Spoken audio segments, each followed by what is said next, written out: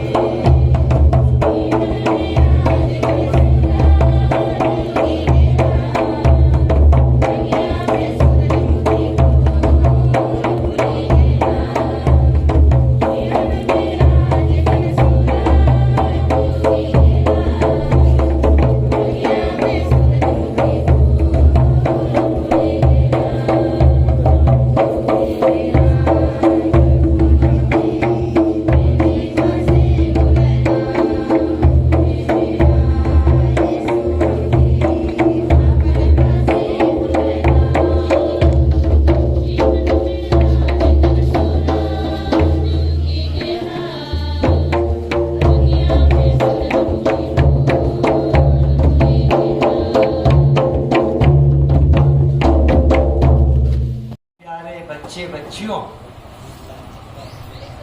जैसे मैं शुरुआत में बोल चुका हूं, आज आप लोगों का विशेष दिन, न सिर्फ इसलिए कि सुंदर सुंदर सफेद कपड़े पहन के आए हैं,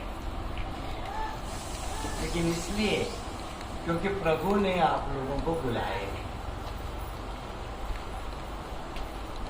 और द्वितीयकरण संस्कार का मतलब क्या होता है?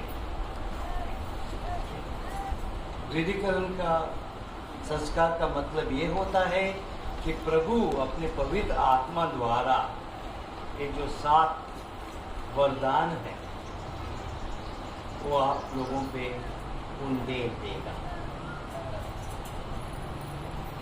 आनंद, शांति, सहनशीलता, सातों जो आप लोगों ने अपने कैटेकिज्म में पढ़े हैं। तो आज की 3 पाठ हम सुने हैं। पहले पाठ में जो पहली कलीसिया थी, वो कलीसिया एक और मजबूत थी, दूसरी ओर उसमें कमजोरियां भी। और आज के पाठ में हमें ऐसी एक कमजोरी दिखानी मिलती है। पहली कलीसिया में विभाजन होता है। वही जो बोलते हैं कि यहूदों का कटान का जो परंपरा है वो पहली कलीसिया ने भी अपनाना चाहिए, और दूसरे लोग जो बोलते थे जरूरत नहीं। प्रभु को विभाजन अच्छा नहीं लगता है। विभाजन से सब कुछ खत्म हो जाता है। इसलिए प्रभु अपना पवित्र आत्मा भेजता है और इकट्ठे होके वो अपना सही निश्चय करता है। दूसरे बात, संत यूहान को पवित्र आत्मा एक दर्शन में पर्वत पे ले जाता है और उसको नया यरूशलेम दिखाता है। एक नया यरूशलेम जो स्वर्गीय यरूशलेम है, सुंदर, आशा भरा हुआ, विश्वास से भरा हुआ। और तीसरे पाठ में सुसमाचार में प्रभु हमें 3 जरूरी चीजें बोलता है। पहला, जो मेरा प्यार करता है मेरी आज्ञाओं का आज्ञा पालन करेगा। दूसरा, जो विश्वास से जीता है उसके साथ प्रभु होता है। और तीसरा, डरो मत, मैं आप लोगों के साथ हूं। मेरे प्यारे बच्चे बच्चियों, आप लोगों का जिंदगी का, जीवन का रास्ता अभी अभी शुरुआत होता है। और शुरुआत किस तरह करते हैं ये बहुत जरूरी है। यदि आप लोग अच्छी तरह से अपना रास्ता चुन लेंगे, जैसे प्रभु बोलता है, उसकी आज्ञाओं का आज्ञा पालन करेंगे, अपने माता पिता की जो बताते हैं वो आज्ञा पालन करेंगे, अपने टीचर जो सिखाते हैं स्कूल में वो ठीक तरह से पढ़ेंगे, तो अपना भविष्य का रास्ता ठीक तरह से बनाएंगे। बच्चे बच्चियों को मैं बोलता हूँ, रोज बोलते रहता हूँ, आप लोगों को भी बोलता हूँ। अब आप ऐसे उम्र में आ रहे हैं जब दुनिया आप लोगों को सब कुछ देने वाला है, ऐसा आप लोगों को लगेगा। चाहिए तो शराब, चाहिए तो तंबाकू,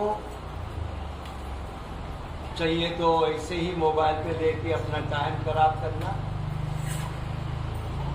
दुनिया सब कुछ दे देगा, लेकिन आप लोगों ने सोचना है ये सब कुछ करके आप लोग कहां पहुंचेंगे, आप लोगों का उद्देश्य क्या है, क्या बनने चाहते हैं, क्या करने चाहते हैं। यदि आप लोगों का उद्देश्य अच्छी तरह से बैठाएंगे, बसाएंगे, उसके ओर पूरा अपना फोकस लगा के चलेंगे, तभी बड़े बनेंगे, तभी खुश रहेंगे। नहीं तो 18, 20, 21 साल का ऐसे ऐसे ऐसे लटक के जिंदगी बनाना है। अब शुरू करना, शुरू नहीं किया है तो अच्छी तरह से चुनना, प्रभु चाहिए या और कुछ चाहिए। अच्छी तरह से चुनना, भविष्य में आनंद चाहिए या दुख चाहिए। अब आप लोगों ने चुनना है, आगे कैसे जाएंगे। स्कूल जाएंगे, माँ बाप का पैसा खराब करके घर आएंगे, या माँ बाप जो आप लोगों के लिए त्याग करते हैं उसके लिए अपनी पढ़ाई परिश्रम करें। मेरे बेटी बेटियों, ये हम लोग बिशप नहीं चुन सकते, आप लोगों को फादर लोग नहीं चुन सकते, सिस्टर लोग नहीं चुन सकते, माँ बाप नहीं चुन सकते। आप लोगों ने चुनना है, क्या बनना है, कैसे आगे जाना है। सही जिंदगी चाहिए, सही खुशी चाहिए। विशेष करके लड़कों से मैं बोलता हूं, बहुत आसान है ये इधर उधर घूम के जिंदगी खराब करना। ठीक तरह अपनी जिंदगी बनाना मुश्किल है, लेकिन जो आगे वाला आनंद है वो बहुत अमूल्य है। तो यहां वहां जाके अपनी जिंदगी खराब नहीं करना, हमें नया यरूशलेम की ओर जाना चाहिए। आप लोगों से हमें उम्मीद है, आप लोगों से हमें आशाएं हैं। हम तो बुढ़े होके चले जाएंगे, माँ बाप भी थोड़े सालों के बाद आप लोगों के लिए कुछ नहीं कर पाएंगे, अब कर रहे हैं। तब उसका फायदा उठाना, अपनी जिंदगी बनाना, और जब आपके माँ बाप बुजुर्ग बनेंगे, आप लोग उनकी सुरक्षा होना चाहिए, आप लोग उनकी शक्ति होना चाहिए। दृढ़ीकरण का मतलब ये होता है प्रभु में मजबूत बन के अपनी जिंदगी मजबूत बनाना। दृढ़ीकरण का मतलब ये होता है कि पवित्र आत्मा अंदर लेके सही रास्ता चुनना। दृढ़ीकरण का मतलब ये होता है कि अपनी जिंदगी की बुनियाद, नींव प्रभु में ठीक तरह से लगाना। तभी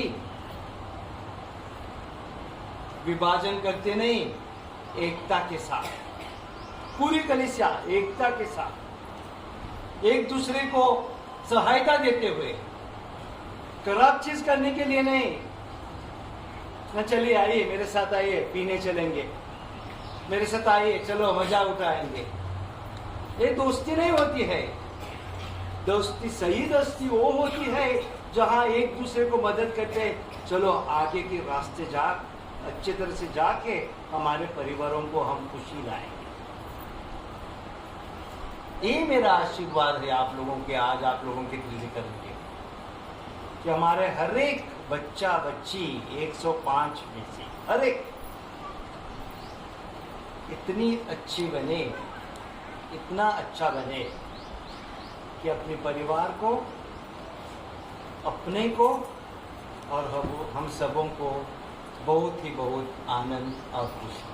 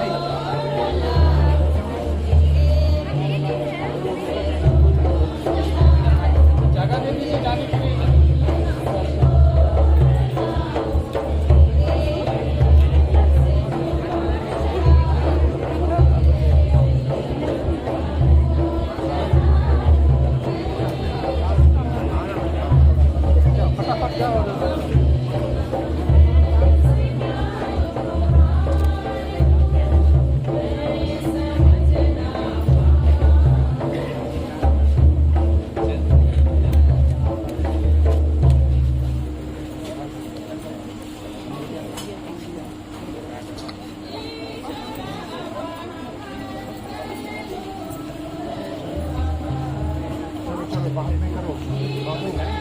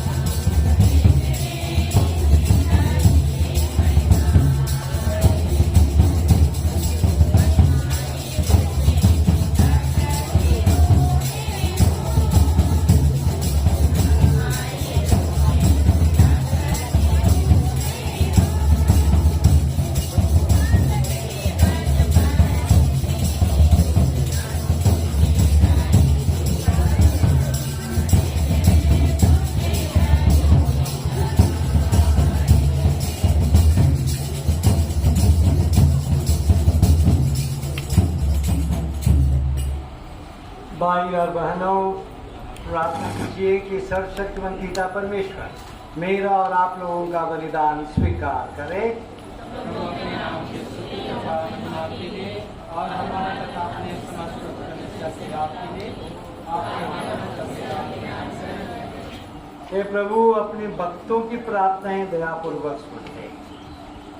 अपने मुक्ति कार्य द्वारा तेरे पुत्र ने हमें पवित्र आत्मा प्रदान किया है।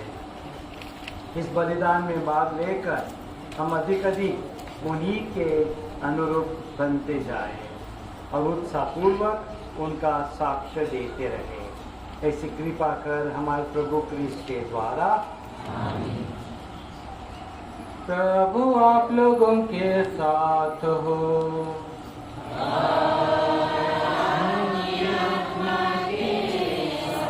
प्रभु में मन लगाइए।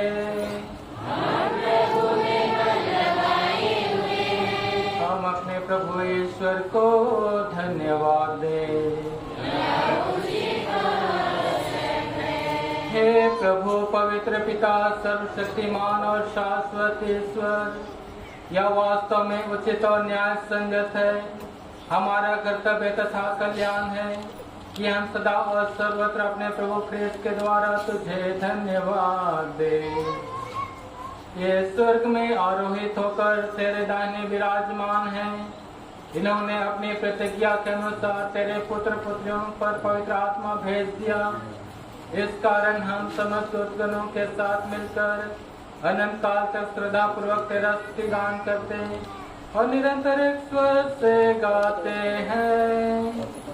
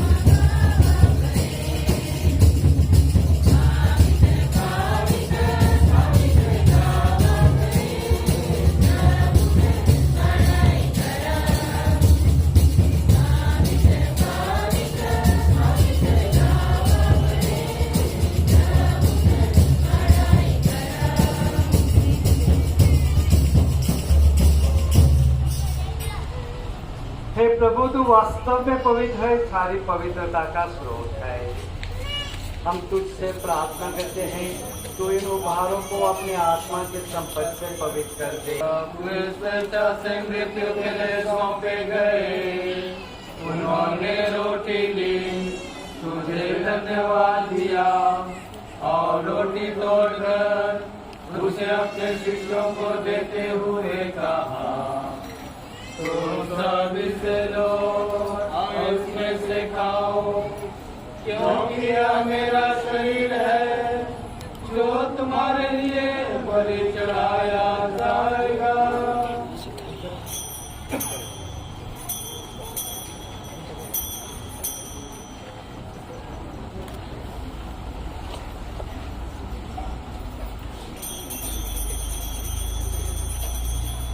इसी भांति भोजन के बाद उन्होंने कटोरा लिया, मुझे धन्यवाद दिया और उसे अपने शिष्यों को देते हुए कहा, सब इसे लो और इसमें से पियो, क्योंकि यह मेरे रक्त का कटोरा है, नवीन और अनंत व्यवधान का रक्त, जो तुम्हारे और बहुतों के पापों की क्षमा के लिए बहाया जाएगा। तो मेरी स्मृति में यह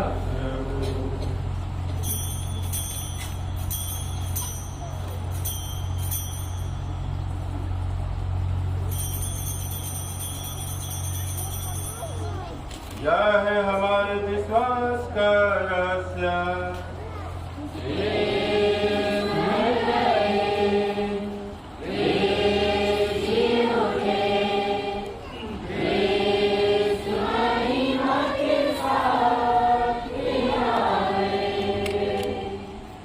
इसलिए हे प्रभु, हम क्रिस्त की मृत्यु और पुनरुत्थान की स्मृति में तुझे जीवन की रोटी और मुक्ति का कटोरा चढ़ाते हैं। हम तुझे धन्यवाद देते हैं कि तूने हमें अपने समूह को प्रसिद्ध होने और अपनी सेवा करने का सौभाग्य प्रदान किया है। हमारा नाम निवेदन है कि हम सब इसका शरीर और रक्त ग्रहण करके पवित्र आत्मा के द्वारा एकता के सूत्र में बंधे रहे।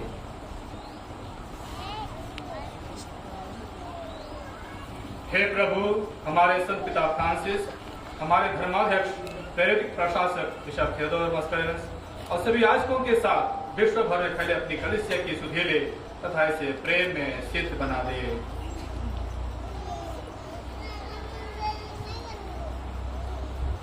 हे प्रभु, हमारे उन माता पिता और भाई बहनों की भी सुधि ले जो पुनरुत्थान की आशा में परलोक सिधार चुके हैं। उन्हें और सभी मृतकों को अपने दर्शन का सौभाग्य प्रदान कर हम सब पर दया दृष्टि डाल कि हम भी अनंत जीवन के सौभाग्य बने और ईश्वर की माता धन्य कुंवारी मरियम, उनके वर धन्य योसेफ, धन्य प्रेरितों तथा सब संतों के साथ जो युग युग में तेरे प्रति विश्वस्त बने रहे, तेरी स्तुति और महिमा कर सके, तेरे पुत्र यीशु ख्रिस्त के द्वारा।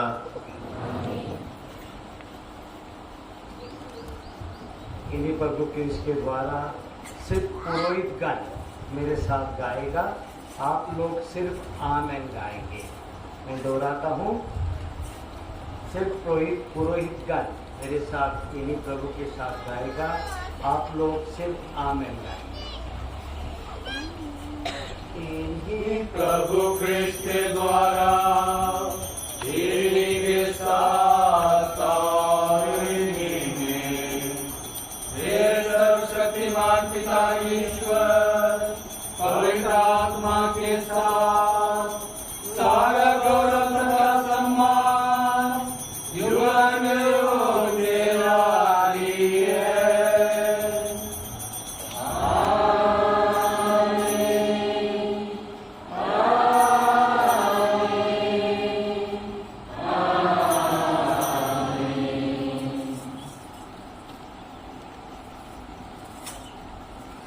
आज एक बच्चे बच्चियों ने पहली बार विधि कारण लेके पवित्र आत्मा अपने दिल में लिया है, तो हम इनके साथ पिता हमारे प्रार्थना करेंगे, गाएंगे नहीं, एक साथ उत्साह के साथ हम ये प्रार्थना जो आप लोग अभी घर में करते रहेंगे वो आज एक साथ यहाँ लातेहार कलीसिया के साथ हम पिता हमारे की प्रार्थना करें।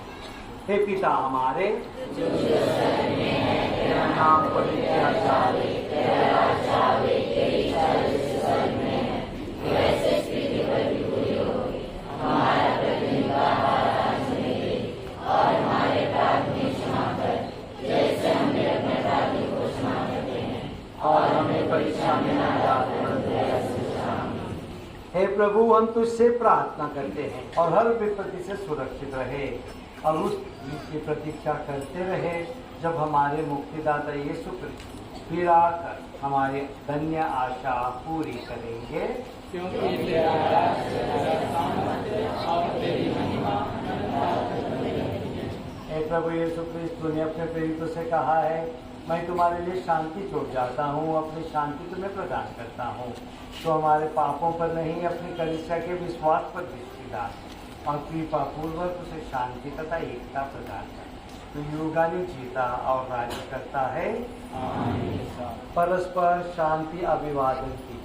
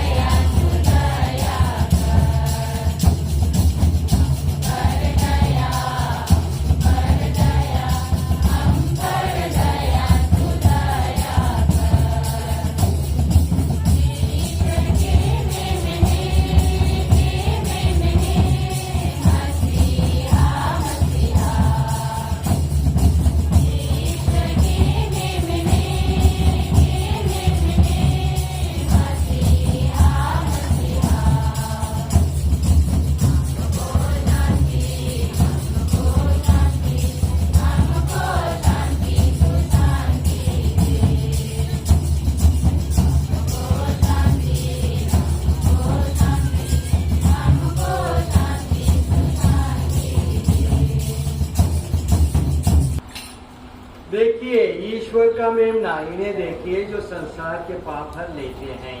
धन्य वे जो मेमने के बोझ में बुलाए गए हैं।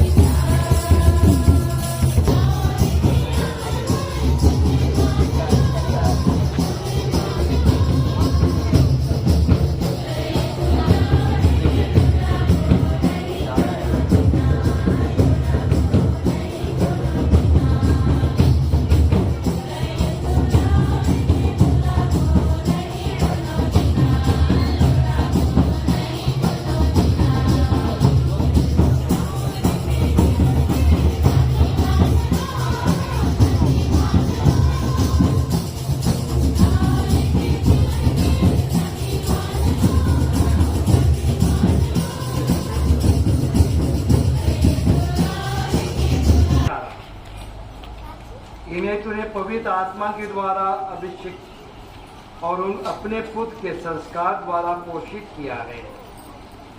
हम सारी विघ्न बाधाओं पर विजयी होकर अपने पवित्र जीवन द्वारा तेरी कलीसिया को हर्षित करें और अपने परोपकार कर्मों द्वारा संसार में इसका विस्तार करें। यह हमारी दीन याचना है अपने प्रभु क्रिस्त के द्वारा।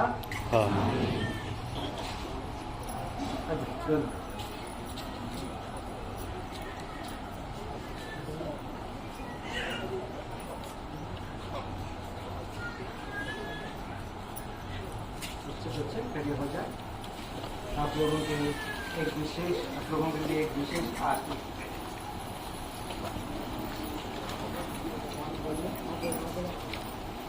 सिर झुका के प्रभु का विशेष आशीष प्रदान कीजिए।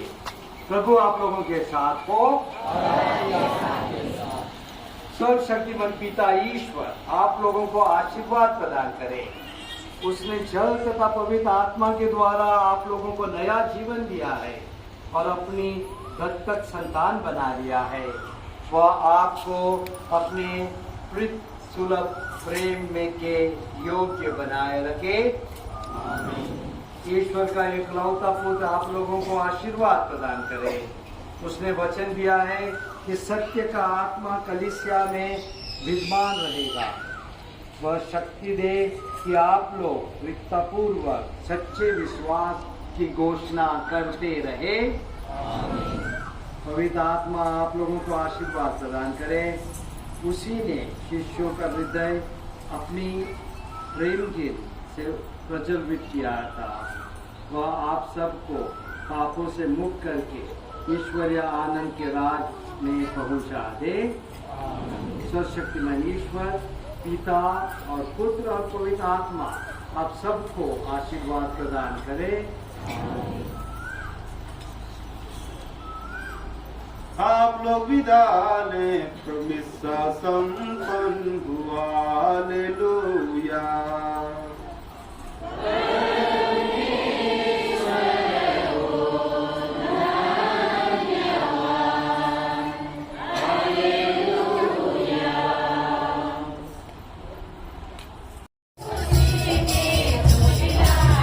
सभी लोग ताली बजा के गाएंगे।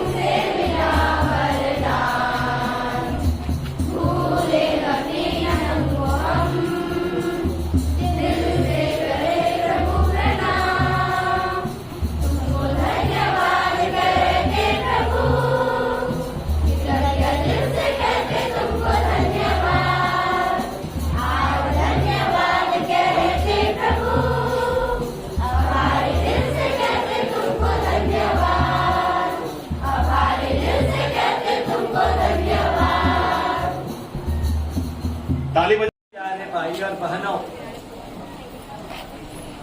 मेरे बच्चे बच्चियों, बहुत खुश हूँ यहाँ लातेहार आने को। दूसरी बार आया हूँ गिरजा में। पहले बार कोई नहीं था, सिर्फ महिला लोग थे, नाचते थे, गाते थे।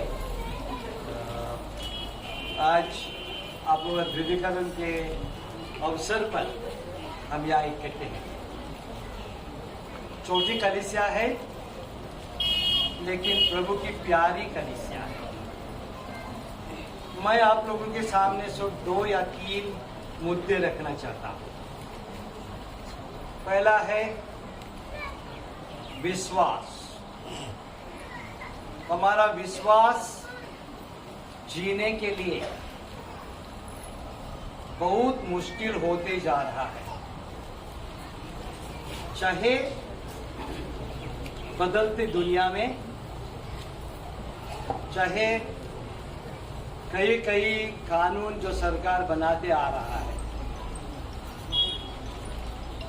और इस परिस्थिति में छोटे ने और बड़ों ने सोचना चाहिए हमारा विश्वास हम कैसे सख्त रखेंगे, कैसे मजबूत रखेंगे। इसलिए मेरा पहला मुद्दा ये है, विश्वास परिवार का वरदान होता है बच्चों को, और बच्चों का वरदान होता है माता पिताओं को। हम जो ईसाई हैं, इसलिए ईसाई है क्योंकि प्रभु ने हमें किसी के द्वारा